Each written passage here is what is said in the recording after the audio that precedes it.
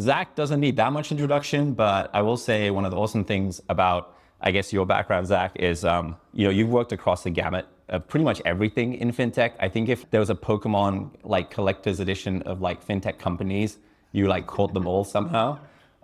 You did your first startup in the P2P payment space, Evenly. It was acquired by Square. Then you led the customer business team at Square, where you also worked on payments, and then crypto at Coinbase, where you helped transform the consumer app from just being able to buy Bitcoin and ETH to being able to trade between hundreds of assets, and then lending and card issuing at Brex and B2B in the SMB space, and now Bridge, which is now Stripe. So it's like everything. Like I literally can't think of like a big fintech you haven't worked at. After all of that, I'm curious, why stablecoins? Like what is so special about stablecoins, and why do you think they're having such a moment right now? I think that like everyone has, the first company that I started, I was actually working in private equity, and I thought I wanted to be like a CFO, and we bought this company that made the seals that go around your car windows, and I quit doing that because that sucked for a bunch of reasons, and then I decided to start a company, and the only idea I could think of to start a company at the time, this was like in 2009 or 2010 or something, was a fintech company. Like I wanted to start basically a firm at the time. And I think that, for whatever reason, the only ideas that like came into my head that were interesting were fintech ideas from the very beginning. Fintech wasn't even an industry in 2010. There was like nothing around. And then when our company originally was pivoting, we pivoted into a different fintech company, which is the one that ultimately Square ended up acquiring. And so I've always just had this interest in fintech. And I think this is like one of the things that we talked about at Coinbase. I think that one of the things that like, that helps over time is like you kind of figure out your own way of making decisions and your own like individual zone of genius.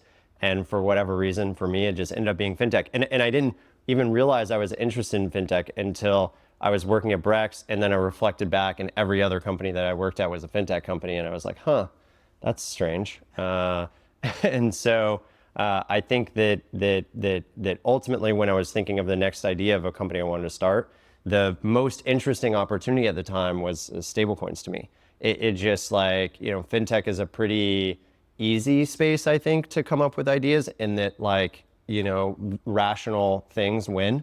So, Robinhood didn't become successful because it was like some crazy alchemy. They were successful because they offered trading for free, and every other place cost $5. Like it's super obvious in hindsight. And in stablecoins, it felt like a very similar opportunity where you can move money to a bunch of different places way faster and way cheaper than what was possible before. And so it seemed obvious that this was going to win over some arc of time. It seems obvious now, but I feel like when we were at Coinbase and we launched USDC, I think it was like 2018 or 2019. Yeah. It wasn't that obvious. Like we thought it was obvious, but not many people really were into stablecoins, and it was kind of like a backwater for a long time. And now the first crypto regulation that's passed is in the stablecoin space. So it's like having its moment. But I don't think when you founded Bridge, and this was like, 2022, 2023, it was like an obvious bet to make. Tell us a little bit about that founding story. It didn't start as stablecoins, right? No, we were building a way to basically buy stuff across, the crypto world with your bank account. And so the first use case was what we thought was going to be the first use case was buying NFTs, actually. So this is like when NFTs were like going crazy. And the way it would work is you'd author your bank account, it would pull your bank account funds, it would convert those funds into a stable coin, then would use the stable coin to like potentially convert into whatever other asset, and then acquire the NFT or whatever other thing you were trying to do. Ultimately, we realized that was a bad idea for a bajillion different reasons, and we ended up raising a bunch of money for it because other people, I guess, thought it was a good idea. And then we, like a month after we raised money, we pivoted, and like completely pivoted. Like we basically were like, we don't know what we're gonna work on, but it's not this. And then it took us like 3 months to come to ultimately what ended up becoming Bridge. And it was this like meandering journey of basically trying on a bunch of different clothes until something fit. I think it's one of those things where you kind of look at the story of a company from the outside, and you see this company that's probably one of the fastest growing companies to $1 billion exit, maybe ever, right? Like 2 years, but if you count the amount of time you're actually working on the stablecoin product, maybe like 18 months, I would say. Yep. Since like maybe the conversation started with Stripe. And when you look at it from the outside, you're like, oh, they must have had this like aha moment, and it was like gangbusters, off to the races, and then $1 billion overnight, basically. But I think one thing you tweeted recently was like, it's not these big changes that like makes a company and creates product market fit. It's like these incremental things over time. What was that journey like? And do you feel like have product market fit now? I mean, you guys have exited, or is it still not true? I mean, the other day, I think you were telling me it's a never ending kind of journey. Yeah. Yeah. I mean, I would say that I think the weirdest thing for me is that I had worked at all these other companies, and I joined all of them when they were really small. Like when we were at Square, it was maybe like 100 people. When I joined Coinbase, it was maybe like 60 people. When I joined Brex, it was less than 50 people. And so all of these companies, it was like at a very early stage, but I felt like when I joined all these companies that they had product market fit. Like I just felt like, oh, this company is inevitable. Of course Square is going to be successful, or of course Coinbase is going to be successful, or Brex is going to be successful. And so then when I was starting Bridge, I felt like there was like, I had never totally, because the first company we started didn't really work that well. And so I felt like there was this like murky area where you have no product market fit. And then there's this other area that I had experienced where you clearly have product market fit, and you start a company, and then there is this like, magical moment where you get product market fit, and you like clearly know that you've landed in this like new utopia, and then you're just like slowly compounding over time. And then we actually started a company, and we got our first customer, and we were like, does this feel like product market fit? And we're like, no, because this is like some random company out of Colombia. Can you describe to us what like that first version of Bridge even was? Was it like an API? Was it infrastructure? What was that first customer even doing? It was basically a Slack integration. Okay. It was like, I know the people specifically. Like it was this guy, Nicholas, who worked at this company, Zulu, who would very aggressively message us that he needed to move money. And then it was like us behind the scenes, like, oh, okay, it's time to move money. Like Nicholas just messaged us like, okay, $100, or $100,000 here, create stablecoins, send over there. And then that was the product. And that certainly didn't feel like product market fit.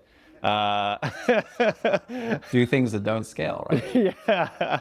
Yeah, exactly. I mean, and then we, but then Zulu, there was this company, Zulu was growing like super fast. I mean, then we got this other company that was like this Sequoia company. We're like, oh man, they're such a good company. And then they like went out of business like a month later. And then we got this other company that was like an index company, and we were like, oh, that's going to be a good one. And then they also went out of business. And then, but all the meanwhile, Zulu and this guy, Nicholas, like every month their volume was growing, 100, 200% every month. So as a result, Bridge was growing exactly the same amount. And was that still over Slack, or did you have an API at that point? It was still over Slack. Like the Slack thing lasted a long time. And then I like would basically go on Twitter and basically be like, hey, we have this product if anyone wants to use it. And then like 3 people would come to our website and sign up, and then they would use it. And each month we might add like 1 more customer. And your website back then was pretty minimal. It was literally like really terrible. 1 page. Yeah. It was exactly 1 page. Yeah. And we'd have 1 customer come and sign up, and then they would use the Slack thing, and then another customer come and sign up, and they would use the Slack thing.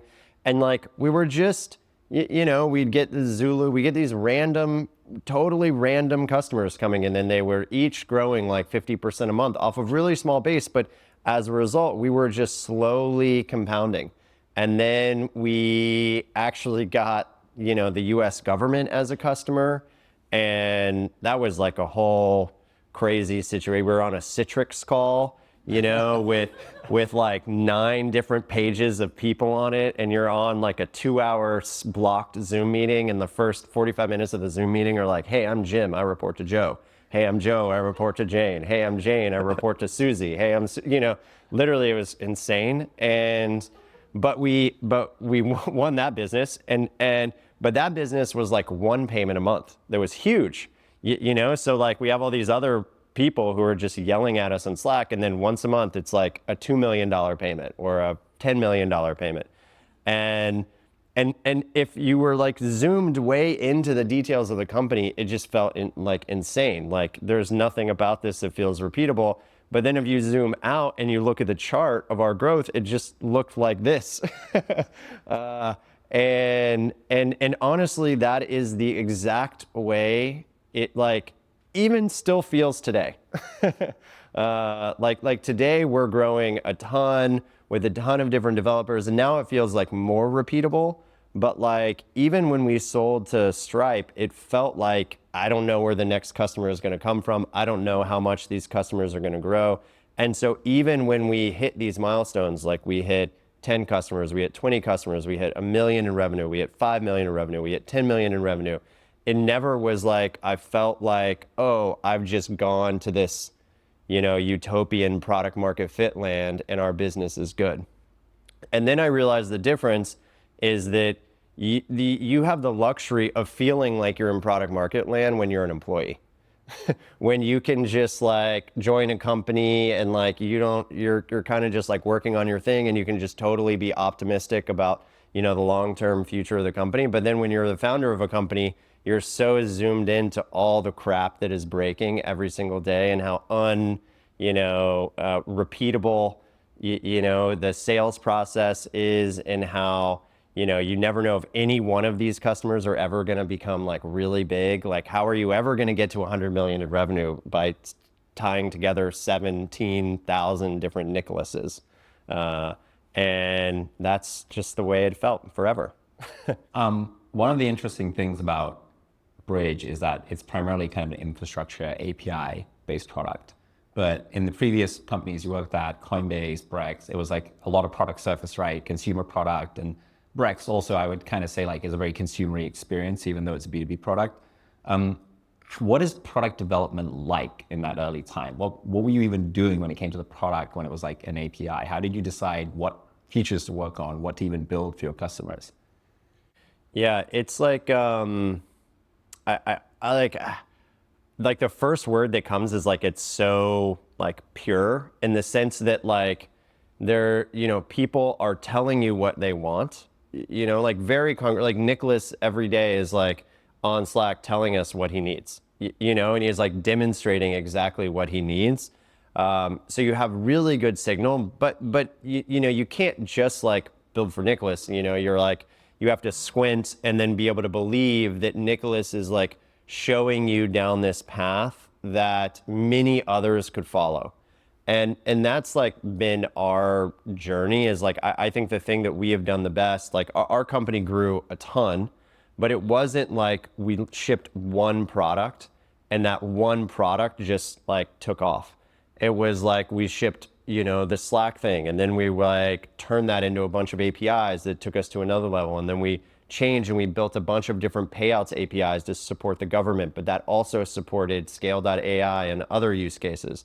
And then we had a bunch of neobanks come and show us other opportunities that we built. And it's really like a layering of all these growth curves as we talked to customers and they navigated us through this like maze of finding product market fit. And we were able to hear their feedback and turn them into products that could be repeatably used like over and over and over again. And now our product is like, our website still, sucks. It's not like great. And our dashboard and stuff are terrible. And so it's primarily just APIs. We have one designer and one person who does front end work. And that's it. And so everything, our products is basically API docs. And billions of dollars of stablecoin Yes. volume just flowing through. Stablecoins, went through kind of a time when it was kind of, like I said, a backwater, it was more like kind of dead. And then in some ways, like, it wasn't like you guys built it and it came. It's like you kind of had to will this product into existence. What do you think has changed between when you founded Bridge and now that's made stablecoins more mainstream? I mean, I feel like now, like when you think about crypto, it's like everyone's talking about stablecoins. And maybe part of it was the acquisition, but do you think there were things that happened in the economy, macroeconomic, or is it just kind of timing? Like, what's changed? I mean, I think that we felt this very viscerally where, the stablecoin space itself was like completely dead when we started the company. I mean, we started the company, we raised money, we pivoted, Terra Luna happened, FTX happened, USDC depegged, and then a month after all that crap, we launched our APIs. And so like the stablecoin space was like completely non-existent. And before I started the company, I thought that, a lot of what the job is that you're sort of kind of predicting where the world is going to go. And then you're like building your company to sort of be positioned to be in the right place when the world goes that way. It's kind of like you're fishing with a net. You're kind of just like putting the net in the water and, you believe the fish are going to like swim into it at some point. And that was certainly not the case. Like the stablecoin market wasn't going anywhere at all. And as I look back, what actually happened is by like Bridge compound, like, building these use cases, like, adding one use case, adding another use case, adding another use case, proving that the cross-border payment opportunity existed, helping these neobanks be successful, doing these payouts for the US government, doing payouts for Scale.ai. We proved all these very tangible use cases for stablecoins. And in doing that, like, I think we did an enormous amount to build momentum in this industry. And it like, it made me like very aware of the fact that like the future doesn't just happen. Like somebody needs to like build it, and like if nobody builds it, then it just won't happen. And, we over time, I think because we did these use cases, then Stripe bought us, the industry like took off like crazy. Then Stripe put a bunch of marketing muscle behind our product, which then made it even more mainstream. Then Circle went public, and then when Circle went public, like their stock went crazy, which made more people interested, and then the Genius Act happened. But like all these things were not inevitable. Like I think there's a very real world where we didn't start the company and nobody builds any of this stuff. And, stablecoins are still the backwater of, the financial services space. And you'll be sitting on a lot of NFTs that won't work. It must have taken a tremendous amount of conviction to keep kind of compounding during that time. And obviously now, if you're starting a stablecoin company, it seems like a pretty sure bet in comparison. Were there any points that you had doubts, or like your co-founder Sean, or like the team, or like your investors, and they were just like, is this even gonna work? Is this a good idea? Or was it always kind of like, no, this is happening? Man, I will say that I'm pretty sure that our seed investors, like none of them believed in our business. But I believed in it. Just I don't know for sure, but I'm pretty sure not until like we were really successful did they like all be like, oh, we really want to invest. Again, I would say that for us, we basically for sure there were times. Literally we had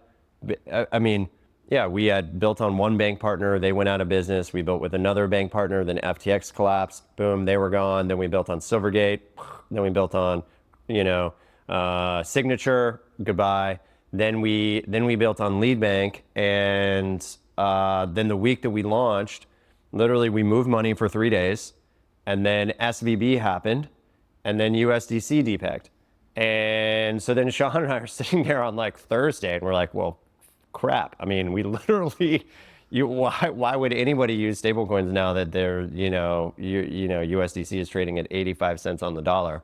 And so that was definitely a point where we questioned whether this was going to work. But then Monday happened, and then Nicholas showed up, and he was like, move my goddamn money. And so, we grew 100%, which is great.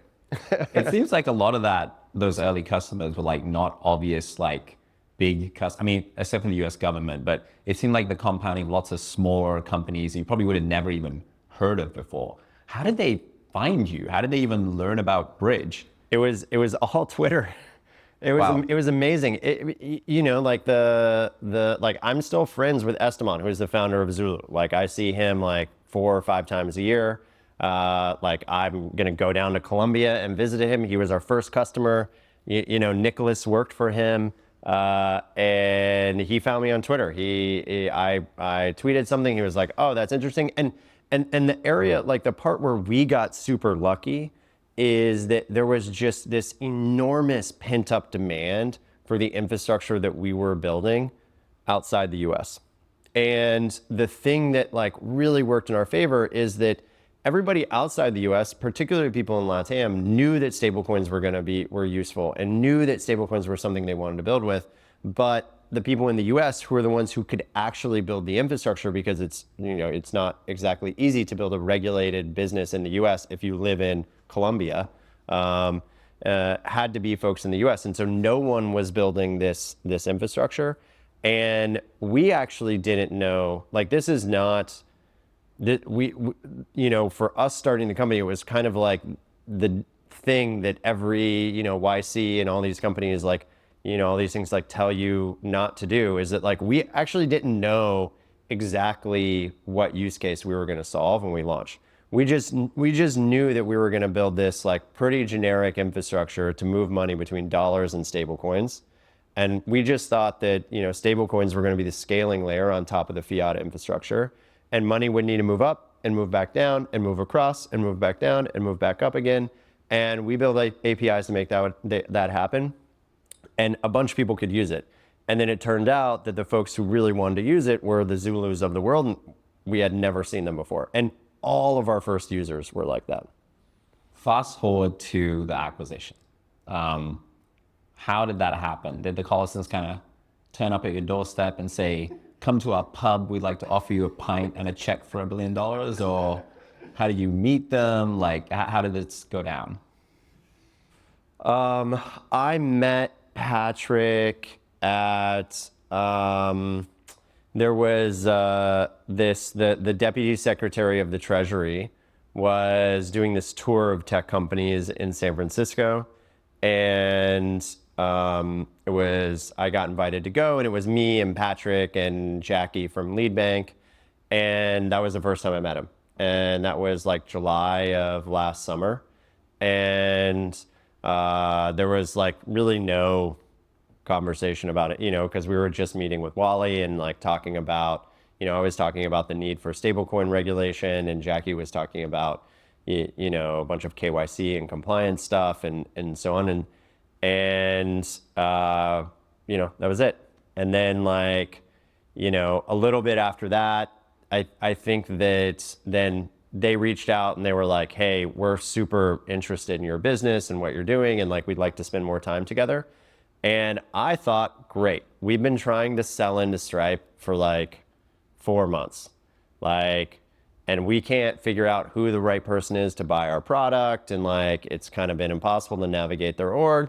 So I'll go meet with Patrick. I'll go tell him how great stablecoins are, and then they'll become a customer. Give them your API docs and just build it that night. Yeah. And then and that was my whole intention, was like, Stripe would basically be this dream anchor customer for us. And so hopefully we can build a relationship, and through that sell the product. And the reason was, like, at this point in time, it was, my optimism in Bridge was like really high. I was starting to see, while I didn't know, it was still unclear to me whether like we even like had like a totally viable business. I thought that there was like a small but very, a small but like huge potential outcome that stablecoins could be really, really important. Like a lot of our customers were starting to scale, a lot of momentum behind the business. And I just didn't think that there was anyone who was as optimistic as I was about the business, had, the capital to, support that optimism and the risk appetite to build our business. There are lots of companies that were big enough, potentially to be able to buy us at a certain price, but not with the risk appetite to continue to build the product that we built. And it turned out I was wrong. Yeah, I mean, I think it's kind of crazy because it wasn't obvious to me either. Like they hadn't talked a lot about stablecoins specifically, right? As like a thesis where if you kind of like try to read the tea leaves, they would go by you guys. So it was like not an obvious fit. And now you're at Stripe along with the rest of the team, and Stripe's released, or it's planning to release its own stablecoin. And then there's other stablecoins launching, and you guys also want to be kind of a neutral platform somewhat. So Yep. How are you navigating that? What is it like doing Bridge inside Stripe, and what is the vision now for the company? I think for a long time, our view was that, like when we first started Bridge, my belief was that the product that was going to be successful first was actually stablecoin issuance. So I thought that everybody was going to want their own stablecoin, and actually FTX was going to be our first customer to come and build and issue a stablecoin with us. And it was one of those things that, like, the same as Robinhood, it made financial sense. Like today, everybody builds on top of and uses USDT and USDC, but it makes no financial sense. Like there's just no world in which stablecoins are important, and there's only two. Like it literally just doesn't make any sense at all. And like just think about it. Like, oh, there's trillions of dollars, tens of trillions of dollars of money, sitting in stablecoins, and it's all backed by two financial institutions globally. That would just never happen. Or there's trillions of dollars sitting in stablecoins, and all the yield from all those stablecoins is accruing to two financial institutions. Again, that would just never happen. And so it was just super clear to me that, people were going to want their own stablecoins. And so we came out, we were like, this is going to be our product. And we were working with FTX, and then, they went out of business. And then at that point, stablecoins were like toxic. And so the perceived risk of issuing your own stablecoin was so high that no one was going to want to do it. And so then we built these orchestration APIs around it that ended up being, like, at least initially, a bigger business. And what's cool now is that, this like original vision that we had for the company is now really starting to play out with the Genius Act passing. And we're starting to see, as we like launch USDH with Hyperliquid, and we launched, a stablecoin for MetaMask, and we launched a stablecoin for Dakota, and we launched a stablecoin for Slash, and a bunch of other stablecoins that are going to be issued. We start to see this world actually coming to be. And a big part of it is, that we probably would not have been able to do this if we were on our own, because issuing a stablecoin is like a trust business. And so now we have, the resources and the infrastructure and the support of Stripe to be able to push into this business, which is going to be, probably meaningfully bigger than the existing business that we have today. And so this is like super important. And then another big area that we're investing in is like working with banks. It's hard for stablecoins to be core financial infrastructure if they're not supported by and used by banks. But I don't know how we're going to make money off of banks. I have no idea what banks are even going to want to use stablecoins for. We're like kind of starting all over, but I do know that there will be some use cases for this, and it's going to be this 2-year journey of exploration with them. And this is another thing that would be very hard for us to invest in if we were an independent company, because like it's hard to just invest in a random science project for 2 years, but now we can. And so we start to see like our core stablecoin orchestration business really starting to scale, and we have like big customers like Remitly and Ramp and so on, all starting to build with us. And then we have our stablecoin issuance business really starting to take off. And then we have our like bank partnership business, like that we're just in the nascent stages of building. And so, now we start to see like multiple things all coming together. Did you foresee that when the Collisons kind of proposed acquiring Bridge? Was that part of the motivation, like that you thought you would get all this scale you wouldn't otherwise, or was there a different reason to decide to sell instead of keep going? I think the two biggest things were that one, that they very much shared our perspective that stablecoins had like a meaningful shot of being this new, people talk about platform shifts all the time. Now like AI is a platform shift that people talk about. But in financial services, platform shifts can be different. And like one of my reflections was that the card was the biggest platform shift for financial services. And so most of the big FinTech outcomes were built on top of cards. This is like Stripe and Square and Adyen and so on. And they shared a view that stablecoins could be the next platform shift for money. And so they were both like very, very optimistic about it. And then the other thing is that I actually had one of our investors, Mickey, call Patrick when we were going through the process and try to convince him not to do the deal. And this is because like I was trying to gain conviction that they had the risk appetite and the willingness to continue investing when there would be regulatory pressure, when the space, had hiccups, and so on, because, all of us who've been in crypto have sort of seen that it's like, a little more volatile than other spaces. And so like things are going really well right now, but they probably won't be going that well forever. And so I think those were the two biggest reasons, is that like, we knew the combination was like obvious that we could go farther, faster together. They shared a similar optimism that I had in like how big this space can be. And there was like a clear willingness to invest when, to take the risk that was necessary to build what it is that we thought could be built. So you were looking at an offer for over $1 billion acquisition. You basically told your investors to persuade the acquiring company not to do it. Yes. Take notes, founders. This is how you get deal done. This has been an amazing conversation. I want to wrap up with some rapid fire, bullish or bearish. Okay. The first one, Tether, bullish or bearish? At 500 billion. Yeah. Bullish. You still think it's going to survive the Genius Act and all this stuff? And yeah. It's got, do you think it's like, are they going to get more regulated? What do you think is happening there? I mean, their business is, if everybody in Tether, like, retired tomorrow and nobody built a single other thing and, there was no way to mint and redeem it, whatever, that business would still be producing $2-3 billion a year of cash flow just into a bank account that nobody touched. I mean, it's like, it's amazing to think about. I mean, it just because all these assets are locked up and forever, going to be producing volume. So they just have a massive network effect advantage. Okay, next one. The cross section between like AI agents and commerce and stable coins. It feels like VCs are salivating at this right now. Are you bullish? Are you bearish? I guess if I had to say right now, I would say pretty bearish. Yeah. Why?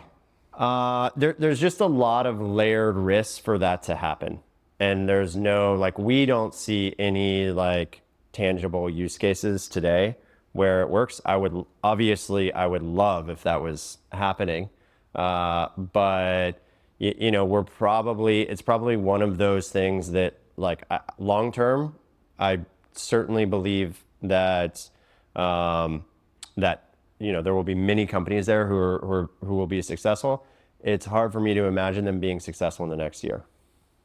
And last one, I remember in 2021, you and I walking through Golden Gate Park and you trying to persuade me that I should leave San Francisco and travel the US with my family, which you did to some degree, right? You lived in Texas and then on the East Coast a little bit, in London for a while. Yep. So San Francisco, bullish or bearish? Oh man, I would have to say, so first off, I love San Francisco. Like I moved away, I moved back. I love it. This is like, we're going to live here forever. It's so great. And I'm super bearish. I actually kind of think that AI is like destroying the city. And like I know that everybody now thinks like AI, oh, it's so great because it's bringing everyone back in the city and it's like da da da. But it's like turned San Francisco even more into a monoculture than it was before. And so everybody is building and doing the exact same thing and talking about competing along the exact same dimensions. And like when you and I moved to San Francisco, people were building this plethora of things. Now, if you know, crypto companies are being built elsewhere. Defense tech companies are being built elsewhere. Health tech companies are being built elsewhere. So now you have this city where, you know, it's, you know, a one shot situation, you know, and so it's likely that, you know, a lot of the AI companies are going to be really good, but it's just I'm really bearish. And like imagine like we're a pretty successful, you know, company with like meaningful amounts of capital to invest in folks. I can't imagine how like startups are coming into San Francisco now and competing for talent. Like when OpenAI is, you know, paying people what they're paying them, and Anthropic is paying people what they're paying them. Like the whole lifeblood of San Francisco is kind of being, you know, cannibalized by like, you know, a few companies. So. Okay, we can end on that note. That was pretty pessimistic. What is something that you're bullish on that is not obvious? It can be like a work thing, it can be a not work thing, it can be a fun thing. I would say so one of the things that is very interesting to me right now, this is going to start off sounding like pretty pessimistic, but then it will like turn more optimistic, is, so I have two kids. There's like this increasingly, unavoidable body of like evidence that, there's, you know, a whole generation of folks who are like meaningfully underperforming from an educational standpoint, previous generations. So like, to give like a couple anecdotes, you know, like, Colombia stopped teaching and requiring students to read entire books because it was like too demanding for kids to read whole books. And so they started assigning passages, you know, and so on. And I think a lot of this was due to, you know, us, but the flip side of it is that in a lot of these colleges, the students, while the median is like shifting in a negative way, the top, you know, percentage of students is like meaningfully outperforming like previous generations, because you know, and the thinking is that basically like smartphones and so on are effectively like rotting our brains. But the people who are able to take full advantage of the technology that's available to them are able to be like meaningfully further ahead than previous generations were possible. And, you know, I think we went through this like era where people were digesting the new technology, but not fully able to process and how to like push it on our, you know, and enable it for our kids to push them forward. And now we're like realizing how to use all this technology to further students' educations. And so I'm like very optimistic. Like right now, there's a lot of news that's pessimistic, but I'm very optimistic that in like 20 years or 30 years, we're gonna see like some of the best and most prolific generations. Hoping it'll be our kids. Yes. Otherwise, I don't know what they're gonna do. Yes. All right. On that note, thank you, Zach, for coming by. Awesome conversation. Thank you for having me.